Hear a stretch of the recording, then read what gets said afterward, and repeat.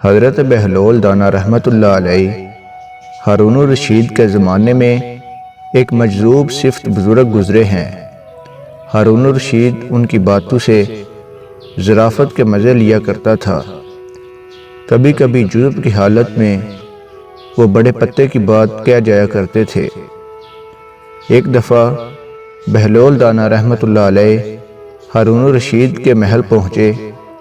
ہارون الرشید نے ایک چھڑی اٹھا کر ان کو دی اور مزاحاً کہا کہ بہلول، یہ چھڑی تمہیں دے رہا ہوں، یہ اس کو دینا جو تم سے زیادہ بیوقوف ہو۔ حضرت بہلول رحمۃ اللہ علیہ نے بڑی سنجیدگی سے وہ چھڑی لے کر رکھ لی اور واپس چلے گئے۔ بات آئی گئی ہو گئی، شاید ہارون الرشید بھی یہ بات بھول گیا تھا۔ کچھ عرصے کے بعد ہارون الرشید کو ایک سخت بیماری لاحق ہو گئی اور بچنے کی کوئی امید نہیں تھی۔ اتباع نے جواب دے دیا۔ بہلول دانا رحمۃ اللہ علیہ بھی عیادت کے لیے گئے اور سلام کے بعد پوچھا، بادشاہ سلامت، کیا حال ہے؟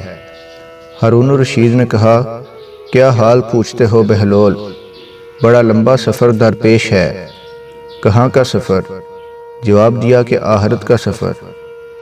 حضرت بہلول رحمۃ اللہ علیہ نے سادگی سے کہا کہ واپسی کب ہوگی؟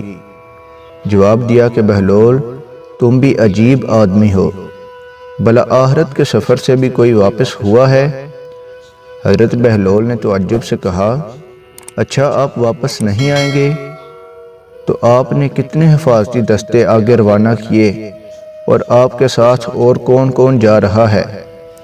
جواب دیا کہ آخرت کے سفر پر کوئی ساتھ نہیں جایا کرتا، خالی ہاتھ جا رہا ہوں۔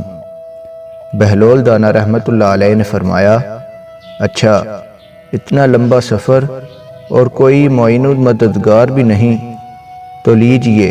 انہوں نے ہارون الرشید کی چھڑی بغل سے نکال کر کہا، یہ امانت واپس ہے، مجھے آپ کے سوا کوئی انسان مجھ سے زیادہ بیوقوف نہیں مل سکا۔ آپ جب کبھی کسی چھوٹے سفر پر جاتے تھے تو ہفتوں پہلے اس کی تیاریاں ہوتی تھی، حفاظتی دستے آگے چلتے تھے، حشم و حدام کے ساتھ لشکر ہمر کاب ہوتے تھے، اور اب اتنے لمبے سفر میں جہاں سے واپسی بھی ممکن نہیں، آپ نے تیاری نہیں کی؟ ہارون الرشید نے یہ سنا تو رو پڑا اور کہا، بہلول، ہم تم کو دیوانہ سمجھا کرتے تھے، مگر آج پتہ چلا کہ تمہارے جیسا کوئی فرزانہ نہیں ہے۔ پیارے دوستو، اگر آپ کو ہماری یہ پوسٹ اچھی لگے، شیئر ضرور کیجئے گا اور چینل کو سبسکرائب کر کے بیل کے آئیکن کو پریس کر دیں۔